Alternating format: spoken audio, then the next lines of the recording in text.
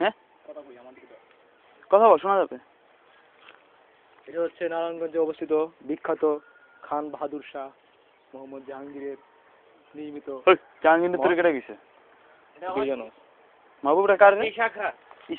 ঈশা কি লেগা মঠ বানাইবো না, ঈশা খাঁর একজন 12 ভূঁইয়ার একজন ছিল প্রতাপাদিত্য সম্পর্কে ওই প্রতাপাদিত্যের নির্মিত এই প্রতাপাদিত্যের নির্মাণে আবার কি ভালো মতো ডিজাইনে অনেক ঐতিহাসিক চিহ্ন রয়েছে এখানে। কি হয়েছে চিহ্ন? মোগল সম্রাট এখানে চিহ্নগুলি এই যে উপরের দিকটাতে শোনা যাচ্ছে অনেক স্বর্ণ মুদ্রা রয়েছে, কিন্তু এগুলি এখন পর্যন্ত আবিষ্কৃত হওয়া উদ্ধার করা সম্ভব হয়নি। এর মধ্যে 1 কোটি দিরহাম রয়েছে, কিন্তু এটা এমন ভাবে নির্মিত হয়েছে এটার ভেতরে কোনো ইঞ্জিনিয়ার বা বর্তমানের কোনো প্রকৌশলী সেখান থেকে সেটা বের করতে পারেনি। এটা একটা মহাবিস্ময়। এজন্য এটা ভবিষ্যতে অষ্টম আশ্চর্য হওয়ার জন্য নমিনেশনের অপেক্ষায় রয়েছে।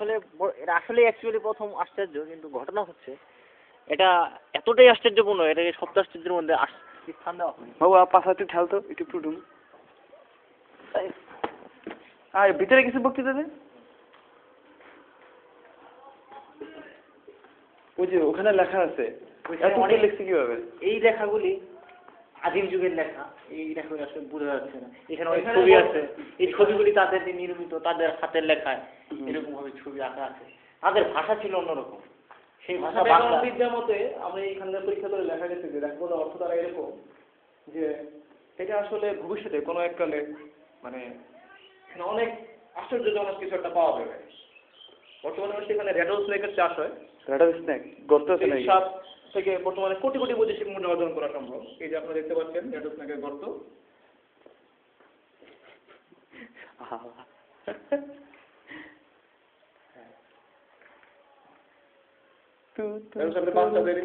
বাসা কিছু অংশ দেখতে পাচ্ছেন আপনারা, ওই যে ওখানে।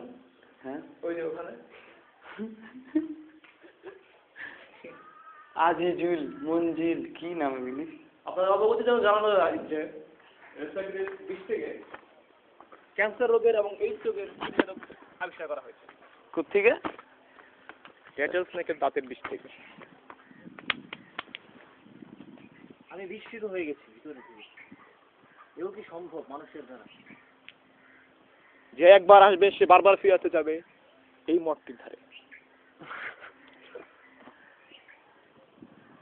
ওই যে পডকাস্ট আরে বড় করে কেমন হয়ে গেল? আরে ব্যাপক জানো নিচে ধরো, এই যে গাছগুলো দেখতে পাচ্ছ, এগুলো কিন্তু জার্মানি থেকে আনা। এক একটা গাছের দাম হচ্ছে 10,000 মার্কিন ডলার দাম। এই গাছগুলো সম্রাট আকবর আলী তার শাসনামলে এগুলা শুধু জার্মানি থেকে এনে এখানে। সম্রাট আকবর আলী তো উপাধি মনে হয় পায় নাই, পেয়ে যেত আর কিছুদিন। সম্রাট আকবর আলী উপাধি পায় নাই, পেয়ে যেত না। আচ্ছা এই গাছগুলি কবেকার? এই গাছগুলির বৈশিষ্ট্য হচ্ছে এই গাছগুলি কোটি কোটি বছর পূর্বে এরকমই ছিল, এখন এরকমই আছে এবং কিয়ামত পর্যন্ত এরকমই থাকবে। এটাই হচ্ছে এই গাছগুলির বিশেষ বৈশিষ্ট্য। কিন্তু এটা তো আম গাছ। না না না, এটা আমের মতো কিন্তু আম গাছ নয়, এটাই হচ্ছে পার্থক্য। তারপর আপনারা দেখতে পাচ্ছেন দুটি গাছ এখানে ফিতা দিয়ে বাঁধা। এটা একটা মাজাজা আছে, এটা হচ্ছে সম্রাট শাহজাহান আলীর স্ত্রীর ছবি। এই গাছটা কামানের দ্বারা নির্মিত, কামানের নেই কিভাবে উপরের দিকে উঠেছে, পুরো কমান্ডার স্টাইল। পাশের গাছটা চিকন গান, তার স্ত্রীর, এটা তার স্ত্রী নির্দেশ করছে, এটা সেই সম্রাটের স্লিম ফিগার আর কি। হ্যাঁ, সে এরকম ভাবে সবসময় তাকে বাহুতে মানে বাহুলগ্ন করে রাখছে। তার প্রতিকৃতিতে এটা এইভাবে নির্মিত হয়েছে এবং এটা কিয়ামত পর্যন্ত এরকমই থাকবে। খুবই বিস্ময়। এই ধান গাছগুলি আবার লাগিয়েছে না? ধান গাছ। তারপর দেখতে পাচ্ছেন এই যে ফিতা, লাউ গাছে দেওয়া যে ফিতা, এগুলো কিন্তু নর্মাল ফিতা না, এটা সোনার তৈরি। ওই যে গরু দুধ খেতে ধরে একটু জুম করে আনি। এই গরু কিন্তু তোমার সাধারণ গরু নয়। এই গরু জানা গেছে এই গরু 134টা বাচ্চা দিয়েছে। 134টা বাচ্চা? এবং দিনে সে 40 থেকে 50 লিটার দুধ দেয় দৈনিক। হ্যাঁ,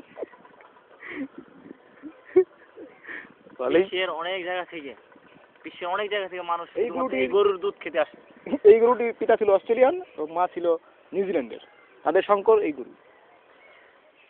দেখলে বোঝা যায় না।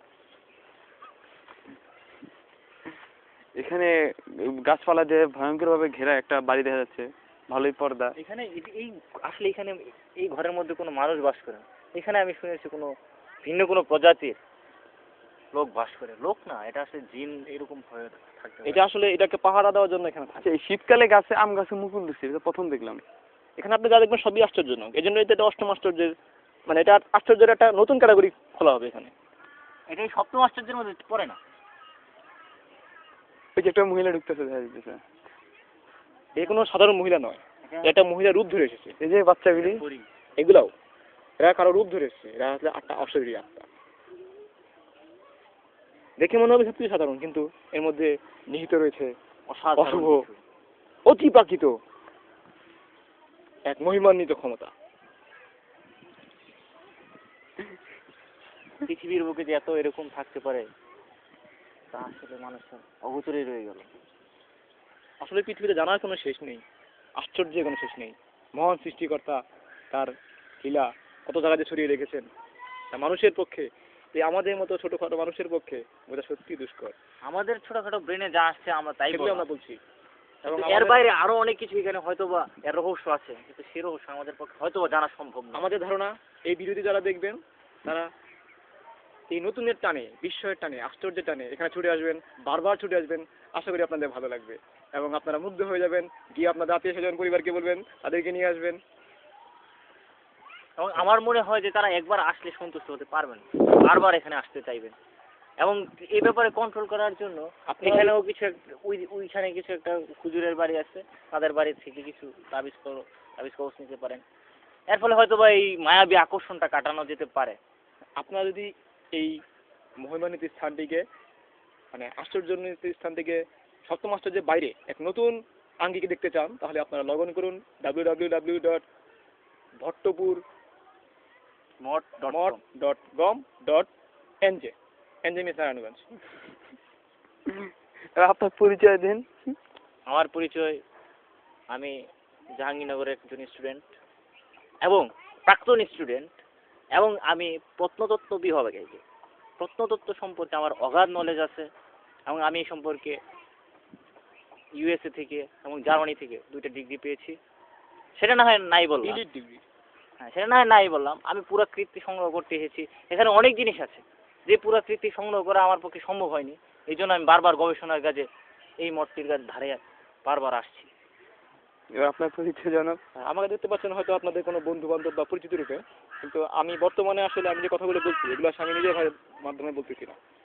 আমি আমার মধ্যে অন্য কারো অস্তিত্ব টের পাচ্ছি। সে হয়তো আমাকে আমার মধ্যে দিয়ে এগুলো কথাগুলো বের করছে, জানি না সে কে, তবে আমি তো নিশ্চিত সে অত্যন্ত মহান বা জ্ঞানী এই জাতীয় কেউ। ধন্যবাদ। আপনার মানে এডুকেশনাল ব্যাকগ্রাউন্ডটা জানতে চাচ্ছি আর কি। আসলে তথাকথিত শিক্ষা, আসলে শিক্ষা দিয়ে এইসব সৃষ্টিকর্তার এইসব জিনিস বোঝা সম্ভব না। আপনাকে একজন প্রাকৃতিক আধ্যাত্মিক লাইনে চিন্তা করতে হবে। আপনাদের মহান বক্তব্যের জন্য আপনাদেরকে অসংখ্য ধন্যবাদ। আপনাকে ধন্যবাদ এবং ওনার পক্ষ থেকে এবং ধন্যবাদ। আমাদের ভিডিও যারা দেখবেন দর্শকদেরও ধন্যবাদ, তারা দেখে অনেক কিছু শিখতে পারবে। চলে আসুন আজই, এখনই ভট্টপুর ভট্টপুর মঠ.com